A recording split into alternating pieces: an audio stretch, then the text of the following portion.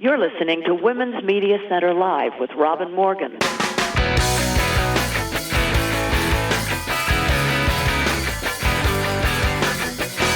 Welcome to Women's Media Center Live. I'm Robin Morgan. Well, progressives woke up the day after the election feeling anxious and depressed. We hadn't won the Senate. We hadn't won all the things we hoped to win, and Trump, meanwhile, using his standard mind trick tactic, deflected attention from our win and his profound loss, that rejection that the voters sent him. He pooh-poohed the midterms, and he promptly switched the subject by firing Jeff Sessions and naming a Trump loyalist to act as acting Attorney General and close in on Mueller's investigation. Oh, progressives were depressed. Ruth Bader Ginsburg fractured 3 ribs in a fall. Oh, good God, what now? Might he make 3 Supreme Court appointments? And then there was another gun massacre. California this time, male again, white again. This time a former Marine suffering PTSD from Afghanistan. Progressives got pretty downcast. Okay, progressives, time to wake up, sit up, and grow up.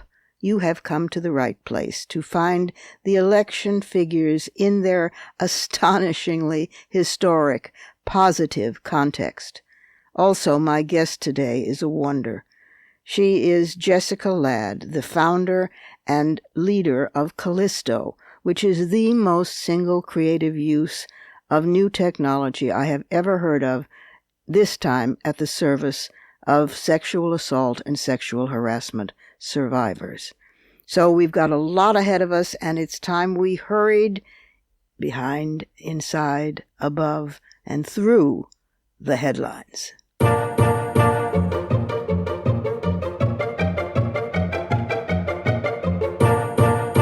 I'll say it again. Okay, progressives, time to wake up, sit up, and grow up. Democrats won the House of Representatives by at least 218 seats, more likely by 223. This is the first check on Trump's power, and women won in record numbers in races across the country. Democrats flipped at least 7 governorships. Republicans flipped none. 4 of the 7 are women. Laura Kelly defeated Trump ally Chris Kobach for governor of Kansas. Janet Mills is now the governor-elect of Maine, having ended the nightmarish reign of Paul LePage, whose comments were so screamingly racist and sexist that they almost made Trump look subtle.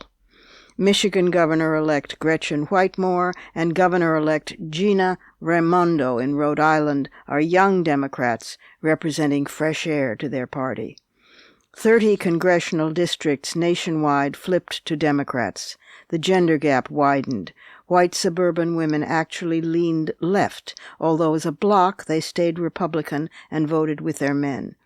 All groups of color, gay and lesbian, disabled, and older women swung left. Middle-income voters returned to the Democratic Party, and voters aged 18 to 29 trended Democratic.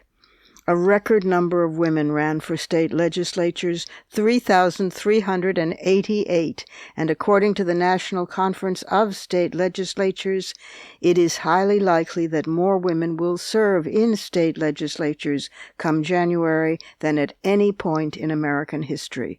The numbers are still being crunched. Women won more seats to Congress than ever before. As I write these notes, a few races are still undecided, but at least 117 women were elected to the U.S. House of Representatives, 100 Democrats and 17 Republicans. Of the 100, 42 are women of color, and at least 3 are lesbian women. Some ballots are still being counted, but women so far have 96 seats, expected to rise to 100, of the House's 435 seats, up from the current 84. Women now hold 9 governorships out of 50 total. That's up from 6 currently serving. At least 12 women won Senate seats, bringing that total to 23 out of 100 seats. Nevada Democrat Jackie Rosen even booted out GOP Senator Dean Heller, from his Senate seat. And the victory is also in who they were. Historic firsts included Ilhan Omar of Minnesota and Rashida Tlaib of Michigan, recently a guest on this program, the first two American Muslim women to serve ever in Congress. Sharice Davids of the Ho-Chunk Nation in Kansas and Deb Holland of the Laguna Pueblo people in New Mexico, also recently a guest here, are now the first two Native American women to claim their place in the House of Representatives, and Sharice Davids is the first lesbian Native American woman to do so. Alexandria Ocasio-Cortez of New York and Abby Finkenauer of Iowa will be the youngest women ever to serve as lawmakers. Tennessee elected its first woman senator, unfortunately arch-conservative Marsha Blackburn, but Massachusetts elected its first African-American congresswoman, Ayanna Pressley. Johanna Hayes will be the first African-American woman in Congress from Connecticut. Veronica Escobar and Sylvia Garcia will be the first Latinas to represent Texas districts in the House of Representatives. Kristi Noems, a Republican, is projected to be the first woman governor of South Dakota. Also, although it was a guy, hand claps and applause for Democrat Tony Evers, who defeated Republican Governor Scott Walker in Wisconsin, denying Walker, whose racial and sexual politics were toxic, a third term after years of attempts to beat him. What's more, Colorado's Democrat Jared Polis became the first openly gay man elected governor of that state. We lost two good women, Senator Claire McCaskill of Missouri and North Dakota's Heidi Heitkamp, both Democrats straddling red states, both of whom took principled stands, refusing to support the Kavanaugh Supreme Court nomination because both believed Dr. Christine Blasey Ford, which cost both of them their seats. But science didn't fare badly at all. This year, more candidates with degrees in science, medicine, and engineering ran for Congress than ever before, and among the winners are 4 women. Chrissy Houlihan of Pennsylvania, who has a degree in industrial engineering, Lauren Underwood, a registered nurse who won Illinois' 14th district, pediatrician Kim Schreier for Washington's 8th district, and Virginia's Elaine Luria, with a background in nuclear engineering. She's a retired Navy commander who now manufactures souvenir mermaids in Virginia Beach, or so she told us when she was a guest on this program. They all ran on pro-science platforms, strongly support conservation, oppose offshore drilling, and, surprise, believe in climate change. Happily, it looks all but certain that Congress will lose its most outspoken climate change denier, California Republican Dana Rohrabacher. He goes down. Other wins to gladden the soul. Amendment 4 passed in Florida, restoring voting rights for 1 million convicted felons. Now that is huge from a civil rights standpoint, especially given that such ballot initiatives in Florida need to clear a 60% threshold. And it's huge from an electoral standpoint, too, since about 9% of the voting age population in Florida is composed of felons, many of whom are racial minorities. Nationwide, some 6.2 million citizens cannot vote or hold office because they have felony records. But only Kentucky, Iowa, and Florida imposed lifetime bans. And now that Florida has decided to become more civilized, there's a push on in Kentucky to change.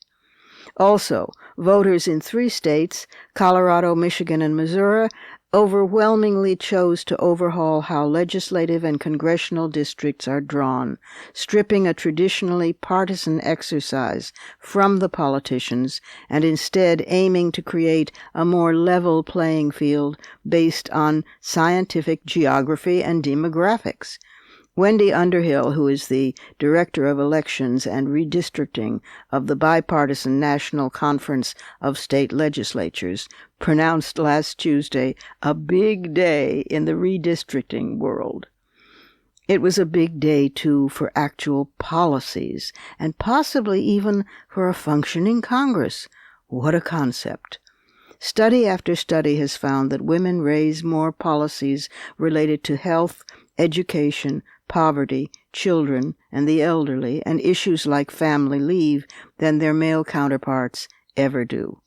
Furthermore, women have a track record. Female legislators were able to bring back $49 million more for their districts on an annual basis compared to male legislators. That's according to a UC Berkeley study. Another study found that when asked why they ran for office, women were more likely to identify a policy or issue they care deeply about, while men were more likely to say it was because they wanted to be an elected official.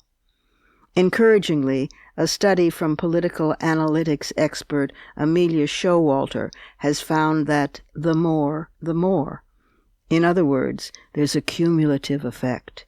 When more women are elected to statewide offices like governor, senator, and attorney general, the number of women in the state legislature and in city government sees significant increases all the way down the line. In fact, according to the Center for American Women and Politics, the number of women in state legislatures has grown 5-fold since the 1970s. Even so, the U.S. is far behind other developed countries in women's representation, having sunk in the past 2 decades from 52nd in the world to 104th today, according to the Interparliamentary Union. So, on Tuesday, women did what we needed to do. We didn't just contribute to the blue wave. We were the blue wave, and we're growing. In order to distract and control the news cycle away from focusing on his humiliating loss of Congress, Trump fired Sessions and escalated everybody's fears, but we knew that was coming all along. And holy Washington, Jefferson, and Madison, are we ever in a better position than we were last Monday to slow Trump, to stop Trump, and to move ourselves forward. And we can't fall for his manipulations anymore. We can't be reactive. Now it's actually possible to be proactive. So if you're feeling underwhelmed by Tuesday's so-far results, don't be. That's exactly what he wants. Instead, think of all the women in the Congress, and those women in governors' mansions and state legislatures and city halls. Think of congressional investigative committees headed by Jerry Nadler, Adam Schiff, and Maxine Waters, and Rosa DeLauro, and Nita Lowry, and Eddie Bernice Johnson. Think of being a Florida felon and hearing you can vote. Think of being the first gay governor and the first lesbian Native American woman in the U.S. House of Representatives. And think about Stacey Abrams in Georgia, still fighting, refusing to concede to the man who ran the election while running against her and hoping to run over her. The Associated Press itself refuses to call that election for him, although he does have a very slim lead over Abrams. But in Georgia, that may not be enough, since Georgia requires a December 4th runoff if no candidate receives a majority of the vote. Kemp was just shy of 51%, as reported votes approached 3.8 million. Stacey Abrams, yet another guest to have graced this program, says there are just too many outstanding ballots to certify a result, in particular absentee and provisional ballots that had yet to be counted. She will take it to the courts if necessary and fight it out there. No Al Gore style going quietly for her. There are voices that are waiting to be heard, Stacey says, and she's right. We are. And we took the U.S. House of Representatives, one of the co-equal branches of government. We did what we needed to do. Celebrate that, damn it, as we take a quick breath before weathering the constitutional crisis ahead. At least now we have the tools and people to do so. We did what we needed to do and more.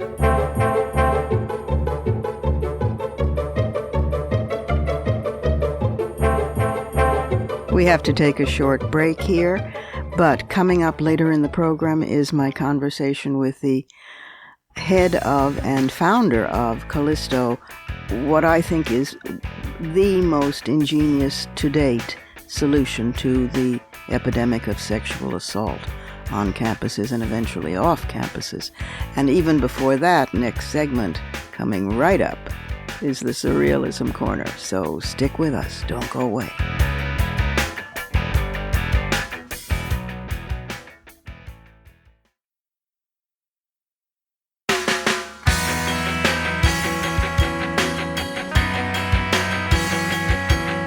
Subscribe to this program on your favorite podcast platform and leave us a review. Follow us on Twitter at WMC Live, like our Facebook page at facebook.com/WMC Live, and visit us at WMCLive.com for more information about our show and our guests. You're listening to Women's Media Center Live with Robin Morgan.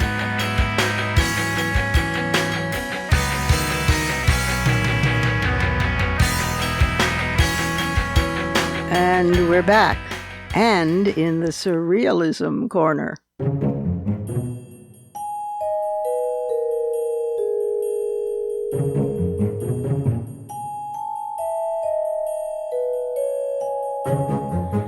Guess who we have to thank for the record number of women who ran for office and the record number of women who won?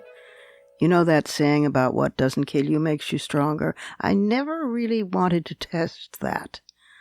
But the answer to the above question is apparently Donald Trump. It seems Trump helped women redefine the word qualified, reevaluate the kind of experience it takes to pursue elected office. This year's election has included a notable increase in first-time candidates, and political science professor Christine Wahlbrecht of Notre Dame says that with the rise of Trump, all people are rethinking their assumption about what you need to be a success in politics. If this is the model we've come to, we are in deeper trouble than even I have thought, facing many future mini-Trumps. Oh, no. Actually, Professor Wahlbrecht, what has changed in women is our capacity for patience. And 50 years of feminist movement building political networks of support. Funders, public speaking trainers, funders, fighting to gain admission to universities and especially political science courses as students and then in faculty position. Funding. Educating the once token women who got to office, originally widows of deceased male officials, educating them to mentor other women instead of acting threatened by them. Funding. Convincing the press to take women candidates seriously. Funding. And so on. So, no thanks to Donald for redefining qualified down. Sean Hannity has taken to joining Trump at campaign events and rallies. The symbiosis between Fox News and Trump is an old bonding, with the backing of the late Roger Ailes and the, unfortunately still with us, Rupert Murdoch. But having an on-air Fox News star who pretends to be a journalist while also being an admitted informal advisor and close confidant to the guy Fox News put in the White House, and having him, the star, appear in public at campaign rallies, that is a new low. His Fox News colleague, Jeanine Pirro, also appeared at Trump's latest rally. Now, this is such a blatant trampling of even the pretense of journalistic standards that even the Fox News staff and employees complained. They said it was getting just too hard to tell where the network ended and Trump began. Can you imagine a serious television news journalist, or even, let's say it, a TV news personality, a commentator from MSNBC or CNN or BBC America, or a journalist, a real journalist from any of the networks appearing at a rally for a Democrat? Andrea Mitchell or Christiane Amanpour or Joy Reid showing up to speak at a Hillary rally? Oh my God, the GOP would have gotten all its knickers in a huge twist. We now have so many indicted Republican winners that they could have an indicted caucus all their own. They include Representative Duncan Hunter, Republican of California, indicted on federal charges of wire fraud and using campaign donations for personal gain. Representative Chris Collins, Republican of New York, indicted on federal insider trading charges, and Texas Attorney General Ken Paxton, also a Republican, indicted on federal felony securities fraud charges. For that matter, if they'd let him in because, he isn't a Republican, we could add Democratic Senator Robert Menendez, who won re-election in New Jersey. Of course, it's New Jersey.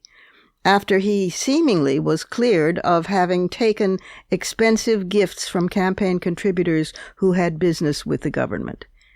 Psst, nobody in the tri-state area really believes he's innocent. Now for some non-electoral politics surrealism, because these days electoral politics is a cheap shot. They're just overdoing surrealism too much, over the top. The American Academy of Pediatrics issued a strongly worded policy statement urging parents not to inflict corporal punishment on their kids. This reflects the growing scientific consensus that the practice of physical punishment, which is on the decline, although a 2013 online poll found that 2/3 of American parents had engaged in it.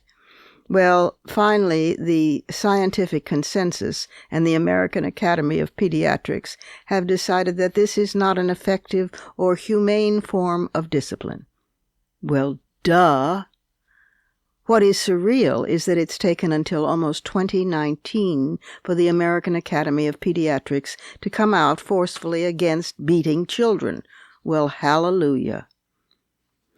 To protect coral reefs, the little Pacific island nation of Palau, off the coast of Sydney, Australia, has become the first country in the world to ban many kinds of sunscreen in an effort to protect its coral reefs from being bleached and killed by the chemicals that scientists say cause significant damage.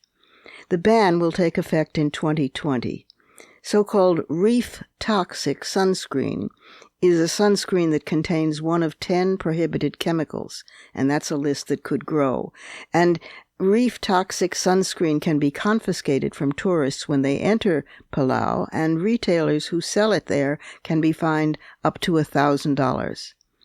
In May, Hawaii became the first U.S. state to ban the sale of sunscreen containing oxybenzone or octane oxalate, and non-biodegradable sunscreen is banned in some parts of Mexico. But the most common commercial sunscreen brands contain oxybenzone, and mineral-based sunscreens contain zinc oxide, none of which is safe for coral reef growth, and all of which is unsafe for algae. That may seem surreal, but it goes under the heading of an alert, maybe with the subtitle, "What You Can Do to Help a Reef Today." Just wear a hat and long sleeves, because sun, too much of it, isn't so good for human skin either. And here is a touching story that helps to revive your belief in the human species. October Books, a small bookstore that's nonprofit in Southampton, England, began 40 years ago as a feminist women's bookstore, and then became a gay bookstore, and then eventually an everything radical bookstore. But they had to move from their longtime home due to a rent increase to another old building about 500 feet away. The bookstore had limited time to make this transition, though, and it had very limited funds. It couldn't pay for movers. So they sent out a call for help. Well, hundreds of people showed up, and a human chain formed from the old stockroom past 54 doors to the new building. Hand to hand, the chain of people passed thousands of books over a few hours. Miss Jess Haynes, who is one of the few paid employees and a member of the bookstore collective, she said, "It was very moving to watch. At a time when independent bookshops are disappearing, we believe in the value of bookstores." If you get to Southampton, England, find October Books and buy a tome or two. And last, one of those lovable words from another language that say what you can't quite muster in a single word in English. This one is from Japanese. Age otori means to look worse after a haircut.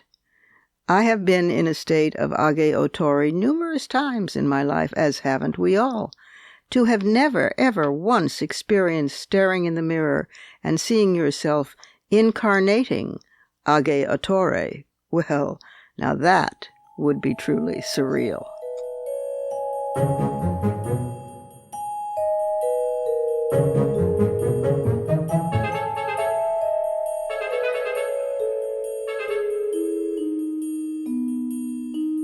Time for another short break, and then we'll be back with the founder of Callisto.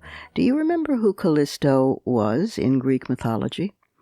Well, during old Ulysses' travels in the Odyssey, he and his men, who have been at sea for years and years and years, come across this island, and it's ruled by Callisto, who is, depending on which version you read, either a wicked Jezebel sorceress or a great queen and champion of women. In any event, she, depending on the approach, patriarchal approach, is that she turns the men into beasts.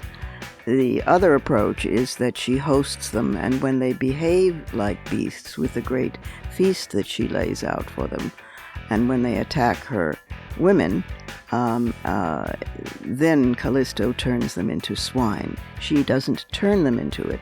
She exposes them for what they've been doing. Callisto and its founder, coming right up.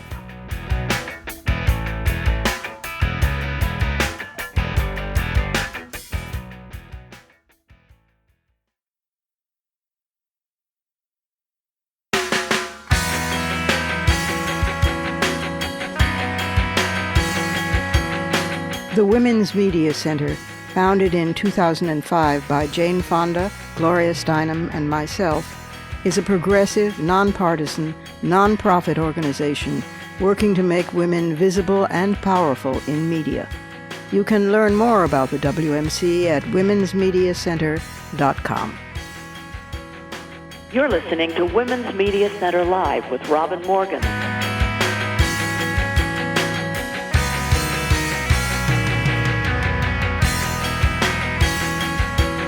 And welcome back again. Jessica Ladd is the founder and CEO of Callisto, which was formerly named Sexual Health Innovations. Callisto is so much a better name. And she is a TED Fellow. She has been honored as a fearless changemaker by the Case Foundation. She's been called an emerging innovator by Ashoka and American Express, and she's also been awarded the Civic Hacker of the Year by Baltimore Innovation Week. Before founding Sexual Health Innovations, Ladd worked in the White House Office of National AIDS Policy. She worked there as a public policy associate at the AIDS Institute and as a sexual health educator and researcher for a variety of organizations, and founded the Social Innovation Lab in Baltimore and a chapter of FemSex at Pomona College. And she has created a platform, Callisto, for survivors of sexual assault to electronically document and report what happened to them, and then how to take it from there. It's fantastic. And here is, again, coming back to the program, Jessica Ladd. Jess, welcome back to Women's Media Center Live. It's been too long. Thank you so much. Yeah, really happy to be here. Well, last time you were here, you were just talking about expanding Callisto off of campuses into the rest of the world where it's needed all over. And that is a dream about to come true. But first, for people who didn't hear you the first time around or might by some chance not have heard of Callisto, tell what Callisto is. It's so terrific. It's so, and now more than ever, when women are angry and reporting what was done to them, it's so needed. Go for it. Absolutely. So Callisto is a nonprofit website that helps detect serial perpetrators of sexual assault and now professional sexual coercion.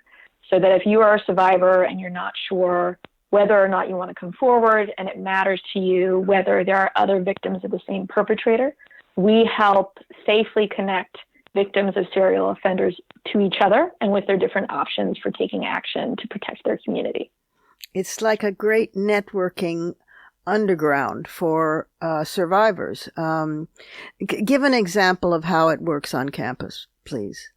Absolutely. So in August 2015, we launched Callisto Campus for college campuses, and a student can go to their school-specific Callisto campus website, like stanford.callistocampus.org, and they can learn about their different options for coming forward. So what does it look like if they go through their school versus to the police?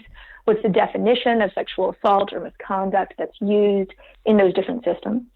And then they can take 3 actions related to reporting their assault.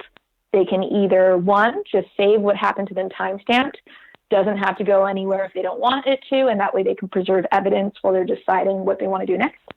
They can, 2, report electronically to their school and start an investigation. Or 3, they can say, I just want to save what happened to me for now, but if someone else names my same assailant, then I want to come forward and have my identity sent to the school and be notified that there's been a match. And then that survivor, once they're notified of a match, can decide whether or not they want to participate in a full investigation.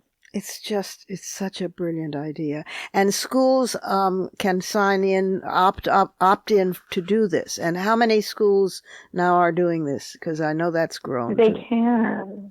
Yeah, so we're on 12 college campuses and 1 comedy training center, actually the Upright Citizens Brigade. And we're serving over 169,000 students right now.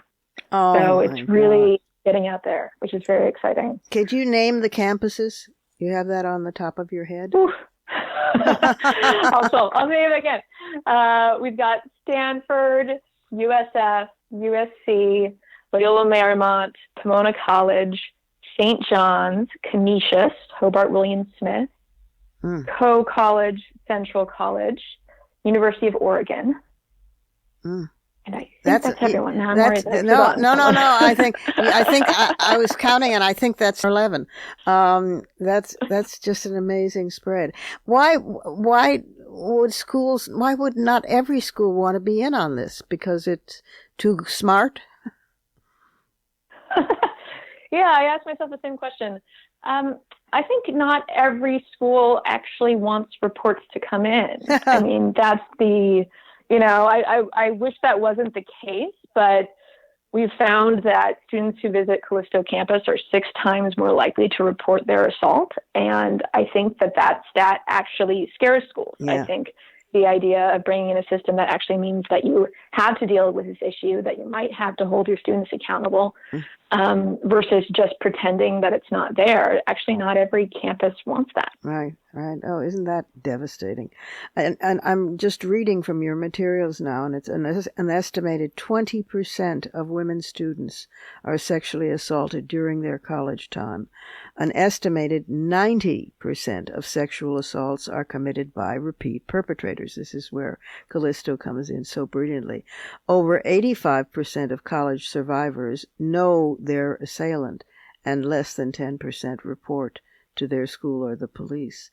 But this pattern, the irony is you're helping collect data at the same time you're serving the survivors, because you when they clock in, as it were, they get a Callisto Options counselor to help them get through the reporting process and decide on their choices. And it's just so brilliant the way that you've set it up to function, because of course what we just saw it recently in Dr. Blasey Ford. How can if you report it immediately, you're being hysterical, and you need perspective and time. But if you wait 30 seconds, much less months or years, then it's too long. Why let water under the bridge, and you couldn't possibly remember accurately. And of course, we know many survivors have blanked out whole portions of it, so they can't remember every single second. I mean, but this ability to report it but hold it, because you're not necessarily ready to report it publicly, is just wonderful. It's just stunning. You must Thank you. you must be very proud. You should be. I am, and I've got a really wonderful team, so proud of them. And now the expansion is happening, beginning to, I would love it to be anywhere that sexual assault is, which is everywhere. So you're moving into the workplace now, is it? Or We are, yeah. So the eventual goal is to reach every survivor in the country. But we sort of need to go piece by piece so we can raise up the revenue that we need to be able to do that. So we're actually starting with the startup founder investor dynamic. Mm-hmm. So we just did a survey with the accelerator Y Combinator of their female founders. And we found that 22% had been sexually assaulted or coerced by an investor. Wow. Which was shocking. Like, I knew it was high, but I didn't think it was that high. Yeah, we've always known fundraising is very difficult, whether for a political cause or a movement cause or for a startup. But that's astonishingly high. Exactly. And that's a sector where there's nowhere to go to report, right? Most of these VC firms don't have HR departments. Right. If they did, you certainly wouldn't trust them because you're not an employee. It's sort of an environment where, like, there's not even a bad channel for reporting. There's no channel for reporting. Yeah. So what we really want to say is, like, how can we connect founders who basically never come forward? How do we let them know that they're not the only one? Right. How do we safely connect them to other founders who've experienced the same thing from the same individual and empower them to act with free legal advice about what to do next and what are their different options for protecting their community? Because our worry is, if this behavior is happening in the investors, it's setting the tones with the CEOs or setting the tones with their companies. Mm-hmm. And it's having this profound trickle-down effect on entire industries of being like, what is acceptable behavior? That's right. Well, we saw that at Fox. We saw that at CBS, for that matter, with Les Moonves. If he does it at the top of the food chain, then all the little wannabe hymns guys, do it too. It's a whole atmosphere of, to say the least, a hostile workplace. And to take advantage, it's almost like a judo strategy where you use the strength of the or the characteristics of the person you're fighting against them, and rather than having to overpower them, you turn them on themselves, because the repeat perpetrator thing, which feminists have been saying for 20, 30, 40 years, never was really believed. But of course, this is a way to, yet again, I mean, it's already been proven in surveys and psychological studies, but this is a way to use it for the benefit of the survivor, because if she hasn't reported it for herself, possibly she might want to come forward for another woman later on. And that is the moment where you wait for the dropping of the other shoe, that then gains strength with each woman that reports. Exactly. And we talk to so many survivors that's the case, that it just doesn't feel worth it for whatever reason to come forward if they're alone. And we also want to make it easier for people to come forward directly, to be clear. Even if you haven't found a match, we still help connect you with information about your reporting options, try to make that easy. But the power in numbers is so essential, and that's what we're doing that's never really been done before, is how do we aggregate these stories? Because it's not just you're more likely to be believed, but also, right, it causes you to reframe your own experience that you might blame yourself for, even though you shouldn't, right? That knowing that this person did it to someone else, that starts to frame the way that we think about what happened to us. Right, exactly. I mean, just imagine if I am, feel emotionally stripped bare, and I log into Callisto and I manage to report this, and Callisto comes back and says, we have another woman on the registry that this same man did the same thing to. My God, my posture changes. I can breathe suddenly. I mean, it's a little feminist miracle, not such a little feminist miracle that you're performing, and a great service, and that it's expanding now into industry. I mean, I remember when you started with two colleges, or I think it was two. It was just two. USF and Pomona. Yes, that's right. And now you're up to 10 or 11, and you're branching out into the rest of the world. I mean, I can see a Callisto in every sport, in every corporation, all they have to do is just sign on to you. Callisto will become the real human resources officer, because the human resources officer at many businesses and most corporations is there to protect the corporation and the bosses from lawsuits, and to pat you on the head and make you sign non-disclosure agreements and tell you how unwise this is and basically send you away. Whereas you will be, my God, in another few years, nationwide, the real human resources officer. I mean, the real place that women know they are safe to go to and have a variety of creative options to help them survive. Oh, Jess. Yeah, and our hope with these, our hope with these options counselors is they can be kind of this first point, right? Mm-hmm. And this first person who does believe you, whose job it is to help you really understand the full range of your options, including coming to HR or going public, including confronting the perpetrator, including going to the police, really helping you figure out what is that scope of different actions you can take, right, and the pros and cons of each, and then really empower you to get that next step to somebody who can do an investigation, who can take that knowledge and then create consequences for the offender or try to change their behavior or what have you. Yeah. So it's a really exciting time. And I think this model that we're doing with expansion, where in event of a match, we connect both victims with their own attorney to help them figure out what to do, mm-hmm, it's really flexible, which is exciting to me. So it works in environments where there is an HR department, right, where there is a clear channel for reporting, but it also works in environments where there's nothing. Mm-hmm. And where now, if what has happened to me kind of falls into a gap in the law, or because of the law, the way our laws are constructed, the statute of limitations is up, etc. Right. I don't have a legal recourse. I can still have a measure of justice, and I can still take action to protect my community and support other survivors. Right.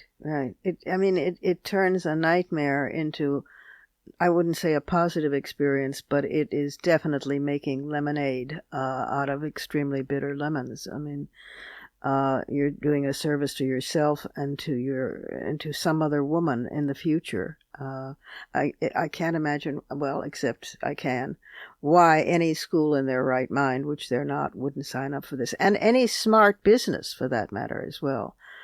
So I will look forward to the day when every corporation and every business, small and large, is partnering with Callisto to get this done. The police departments must love you.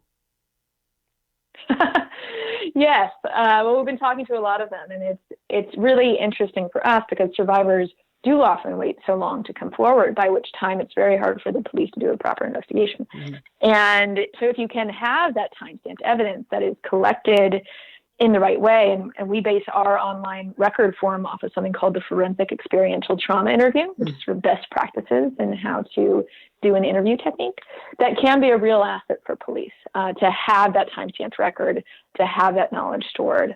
And of course, from the police perspective, they would always love people to come in as early as possible, because that does make that investigation easier. They can do their own interview, but having this time-stamped record is much better than nothing. And we know for so many survivors, for very good reasons, right, it takes a long time to feel like you want to come forward. Of course it does. And but you've meanwhile reported safely in secret to a safe place the details while they were still fresh, because the will to survive and the desire to survive often clouds them over, and the pain is so great that you want to repress them. So this happens before that.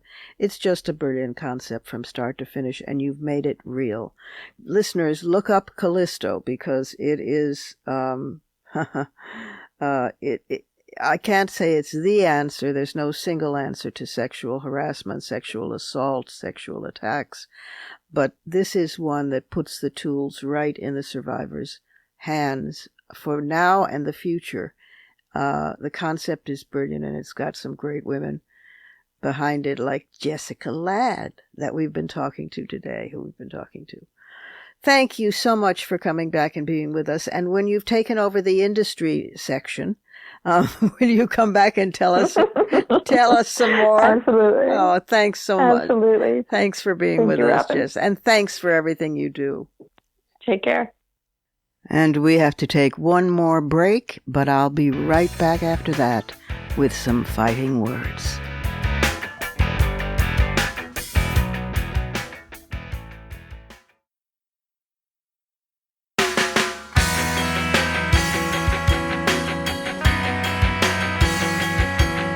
For the smartest talk about news, politics, sex, books, religion, race, and more, it's Women's Media Center Live with Robin Morgan. Audacious, witty, provocative, informative, and fun. It's Women's Media Center Live with Robin Morgan. Talk radio with a brain. And we're back again with some fighting words.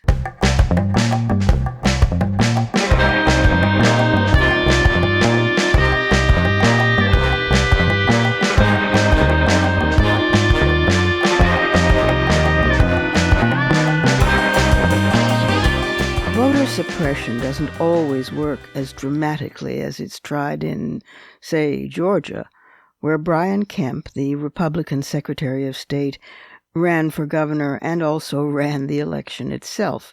In Kansas, absentee voters were told they had to use the right color ink and then were given conflicting information about which color was acceptable.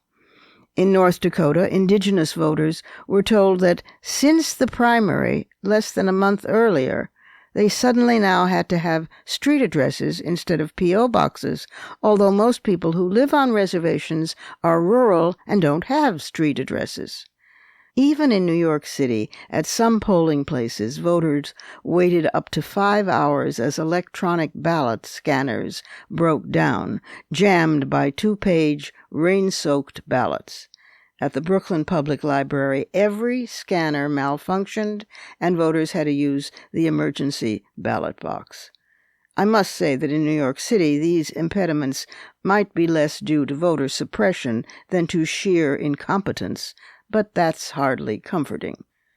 What is it with this country, a country that could arguably be said to have invented voting? Why do we do it so atrociously? Why can we send people to the moon and build the Hadron Collider, but can't devise a simple, safe, accessible means so that everybody can comfortably vote? I'm afraid the answer is that we just haven't cared that much. In getting the vote, we cared. Women were jailed and force-fed for the vote, and some died. African Americans were jailed, beaten, lynched in trying to vote. Native Americans, here before anybody else, were the last to win the franchise in 1924. But once we had the vote,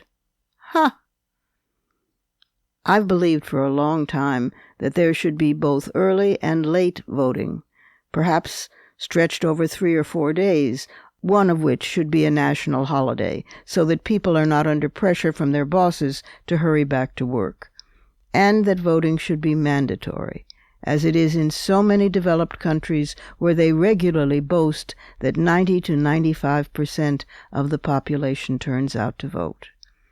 After all, driving licenses are mandatory, and passports if you want to travel, and it's mandatory that kids attend school.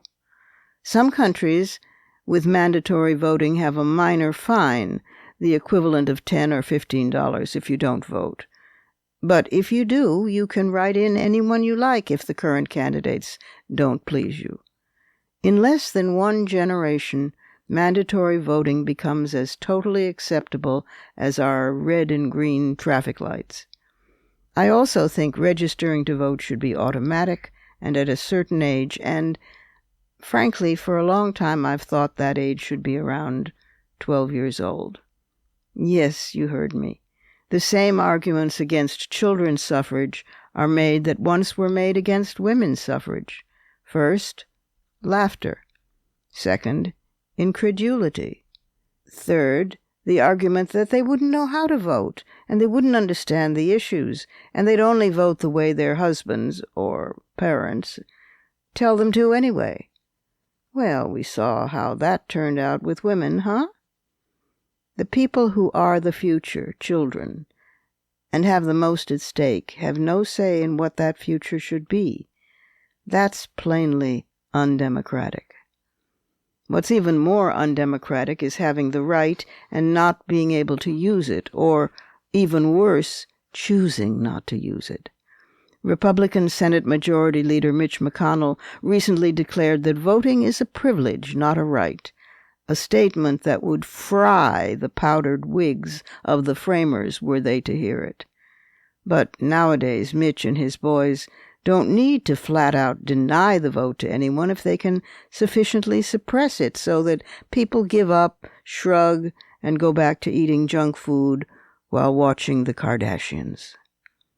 What's exciting about the 2018 midterms is that people did not do that. And mostly the people who didn't do that were female people. They started by venting to women friends over Trump's language about women, and they escalated to making weekly calls to their representatives. Then they went to the Women's March sort of as an adventure, and they came away high on their own possible power, and they were determined to form a local group. Some groups are called the Huddle, some called the Nest, some called the Ladies' Sewing Circle. They began to phone bank for Planned Parenthood, and then attend town hall-style meetings with Indivisible. They found they had been redistricted and gerrymandered, and they got angrier. Their social life began to merge with demonstrations and protests. They marched for science and for equal pay and for the climate.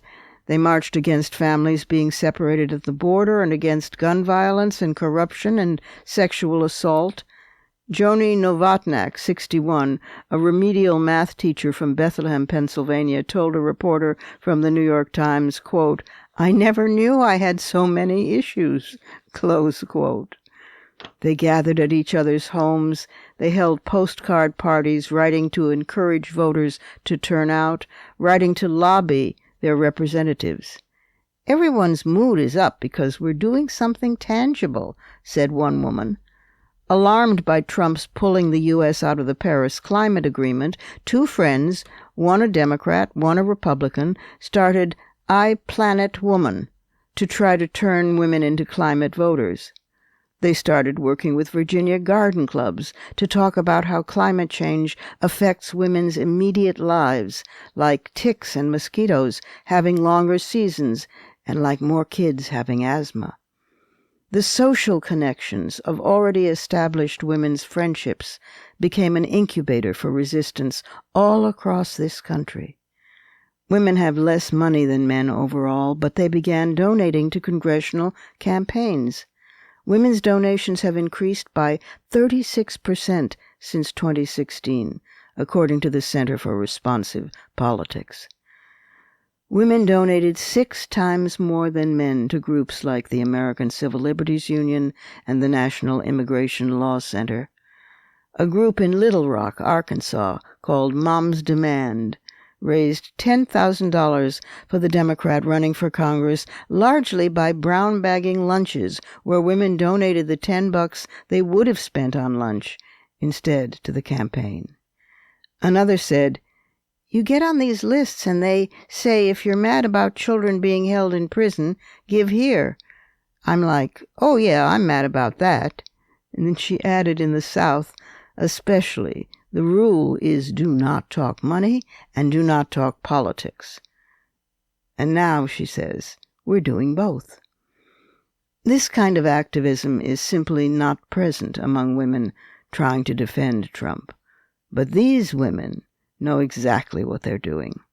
A preschool teacher said, "I just can't watch the news anymore. I understand that it does cause stress, but the only thing that relieves the stress is being active." Thank you to these true citizens of the Republic, these sisters, these real patriots. They have discovered the energy of consciousness and the release of activism, and that both create a force that is unstoppable. They are Everywoman. They are the Everywoman in all of us. They are the Everywoman who brought it home. Those are my fighting words, Add yours on Twitter, and remember to tag us at WMC Live and use the hashtag Fighting Words.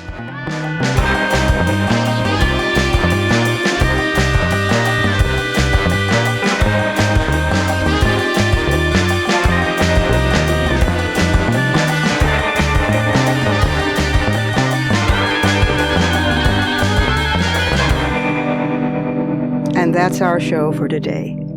You can follow me on Twitter at @TheRobinMorgan and on Facebook at facebook.com/TheRobinMorgan. Check out my blog at robinmorgan.net and find my latest book, Dark Matter, wherever books are sold. Opinions expressed on this program do not necessarily represent the Women's Media Center.